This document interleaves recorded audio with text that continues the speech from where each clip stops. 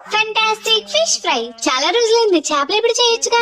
నేను చేయను, అయినా ఫిష్ తెచ్చినప్పుడు ఫ్రస్ట్రేట్ అవ్వకుండా ఫ్యామిలీ మొత్తం ఫిదా అయిపోయేలాగా ఫిష్ ఫ్రై ని చేసి పెడదాం వచ్చేయండి. మసాలా కోసం ధనియాలు, జీలకర్ర, లవంగాలు, ఇలాచి, జాపత్రి, స్టార్ పువ్వు, జాజికాయ ముక్క వేసి మెత్తగా మిక్సీ పెట్టేసుకోండి.